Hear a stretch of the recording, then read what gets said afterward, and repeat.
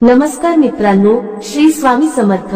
स्वामी कृपेने तुमच्या सगळ्या इच्छा पूर्ण होवोत हीच स्वामींचरणी प्रार्थना.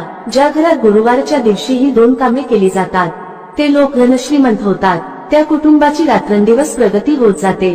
पैशांसंबंधित अडचणी दूर होतात. माता लक्ष्मीची अखंड कृपा तुमच्या कुटुंबावर राहते. तर कोणती आहेत ही दोन कामे व त्यासोबतच आपण अतिशय साधे सोपे आणि अचूक उपाय सुद्धा आजच्या व्हिडिओमध्ये पाहणार आहोत. यासाठी तुम्हाला कोणतीही पूजा पाठ व्रतवैकली अनुष्ठान करण्याची गरज नाही. तुम्ही हे उपाय प्रत्येक गुरुवारी करू शकता. यामुळे तुमचा बृहस्पती ग्रह हा मजबूत होतो. पण त्याआधी तुमची ही श्री स्वामी समर्थ महाराजांवर श्रद्धा असेल तर व्हिडिओला मनापासून एक लाईक नक्की करा आणि कॉमेंट बॉक्स मध्ये श्री स्वामी समर्थ लिहायला विसरू नका. चॅनेल सबस्क्राईब करा. हे उपाय प्रत्येक गुरुवारी केल्यामुळे आपला गुरुग्रह मजबूत होतो. बृहस्पती देवांचा वार हा गुरुवार असल्यामुळे गुरुवारी केलेले जे उपाय असतात त्यांच्यामुळे आपल्या सर्व मनोकामना पूर्ण होतात.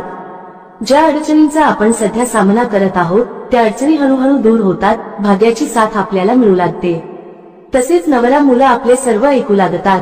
तसेच ज्या महिलांना संतान सुख नाही त्या महिलांना संतान सुख मिळतं.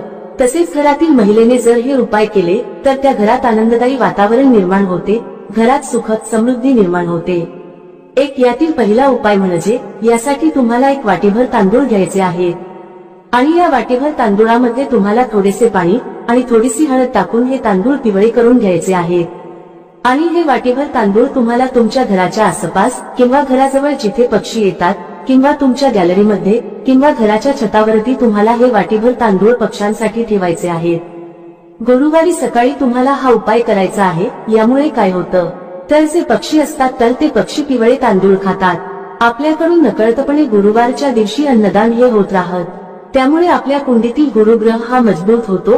गुरुग्रह बृहस्पती देव आपल्यावरती प्रसन्न होतात आणि यामुळे आपल्या आयुष्यात आपल्या जीवनात ज्या काही समस्या आहेत त्या आपल्याला हळूहळू कमी होताना दिसू लागतात. दुसरा उपाय म्हणजे गुरुवारच्या दिवशी तुम्हाला तुमच्या जेवणामध्ये पिवळ्या पदार्थांचा समावेश करायचा आहे. जसे की हरभऱ्याची डाळ असेल, बेसन असेल, त्यापासून आपल्याला जी काही भाजी बनवायची असेल तर ती बनवायची आहे. किंवा पिवळ्या रंगाच्या फळांचा आपल्या आहारामध्ये समावेश करायचा आहे. जसे की केळी असतील, संत्री असतील. म्हणजेच गुरुवारच्या दिवशी आपण जास्तीत जास्त पिवळ्या रंगाच्या पदार्थांचे आपल्या आहारामध्ये समावेश करायचा आहे व त्याचे सेवन करायचे आहे. या उपायाने देखील आपला गुरुग्रह मजबूत होतो. तसेच गुरुवारच्या दिवशी जर तुम्हाला शक्य झाले तर पिवळ्या रंगाचे वस्त्र देखील परिधान तुम्ही करू शकता. ज्योतिषशास्त्रानुसार हे उपाय सिद्ध उपाय मानले गेले आहेत. कारण प्रत्येक दिवसाचं वेगळं असं महत्व आहे. प्रत्येक दिवस हा प्रत्येक ग्रहाला समर्पित आहे. तसेच गुरुवार हा गुरुग्रहाला समर्पित आहे. त्यामुळे गुरुवारी हे उपाय केल्याने आपल्या कुंडलीतील गुरुग्रह हा मजबूत होतो आणि आपल्याला कोणत्याही प्रकारच्या अडचणी येत नाही. गुरुवारी केलेले उपाय हे पूर्णत्वास जातात. त्याच्यामध्ये कोणत्याही प्रकारचा अडथळा येत नाही.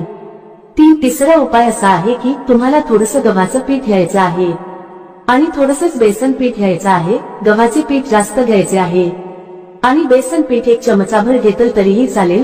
त्याच्यामध्ये थोडीशी हळद मिक्स करून याचे पीठ तुम्हाला मळून घ्यायचे आहे आणि याचा एक गोळा बनवून घ्यायचा आहे आणि त्याच्यामध्ये तुम्हाला थोडासा गूळ आणि हरभऱ्याची डाळीचे मिश्रण म्हणजे आपण जशी पुरणपोळी बनवतो त्या पद्धतीने तुम्हाला हा गोळा बनवायचा आहे आणि हा गोळा तुम्हाला गायला खाऊ घालायचा आहे. यामुळे आपल्याला गोमातेचा आशीर्वाद मिळतो. तुम्हाला तर माहितीच आहे की गोमातेच्या शरीरात 33 कोटी देवांचा वास असतो. त्यामुळे गुरुवारी जर तुम्ही असे पीठ गायला खाऊ घातले तर त्याचे खूपच असे पुण्यफळ आपल्याला प्राप्त होते. हळूहळू आपली प्रगती होत जाते आणि हे आपल्या लक्षात सुद्धा येत नाही की आपले आता चांगले बदल घडू लागले आहेत.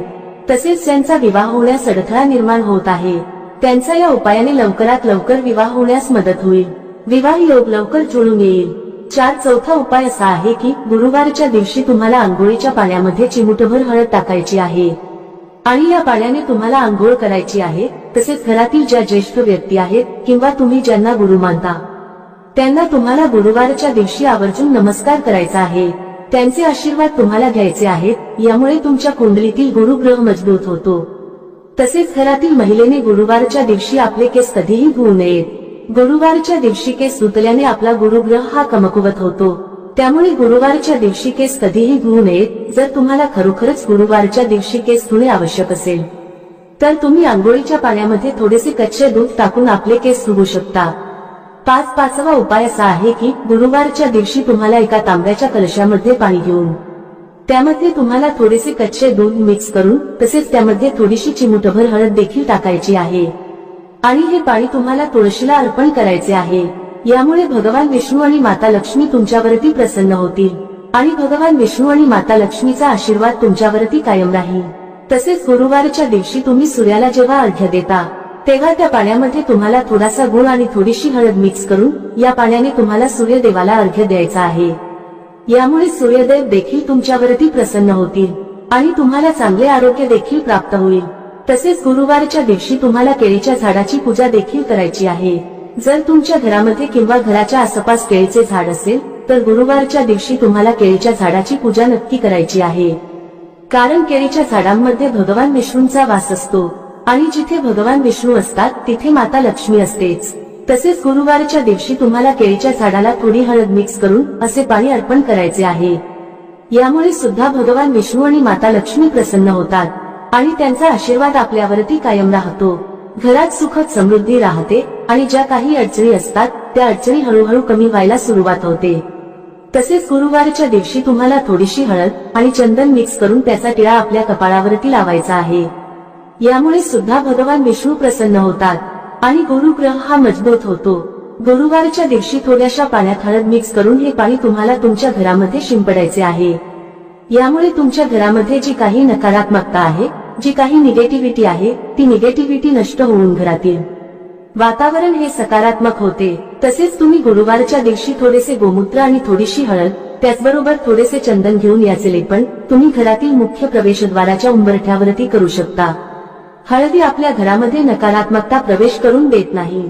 त्याचबरोबर हळद ही माता लक्ष्मीला देखील आकर्षित करते आणि माता लक्ष्मीचा आपल्या घरामध्ये प्रवेश होतो आणि त्यामुळे घरामध्ये सुखद समृद्धी नांदते. व्हिडिओमध्ये सांगितलेल्या उपायांपैकी तुम्हाला जे उपाय शक्य आहेत ते गुरुवारच्या दिवशी नक्की करा.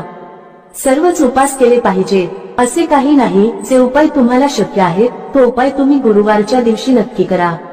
आणि सर्वात महत्त्वाचं म्हणजे वरील उपायापैकी कोणताही उपाय जरी केला तरी तुम्हाला पुण्यफळाची प्राप्ती होते.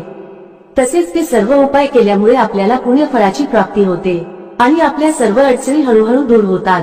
तरीही तुम्हाला सर्वच उपाय करणे शक्य नसेल तर सर्वात अगोदर जो उपाय सांगितलेला आहे, पिवळे तांदूळ घेऊन ते पक्ष्यांना खाऊ घालणे, तर यामुळे मुक्या जीवांना तुम्हाला खाऊ घालण्याचे पुण्य पदरात पडेल आणि तुमच्या घरातील ज्या काही समस्या आहेत, ज्या काही अडचणी आहेत त्या हळूहळू नक्की दूर होतील. घराची प्रगती होईल, घरात समृद्धी येईल, मुलांची प्रगती होईल, आपल्या पतीचे प्रगती होईल. या सेवा महिलांनी केला तर चांगलंच आहे, पण जर पुरुषांनीही केल्या तरी सुद्धा काहीही हरकत नाही.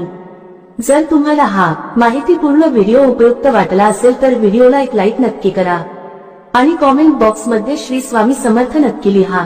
चॅनेल सबस्क्राईब करा. धन्यवाद. श्री स्वामी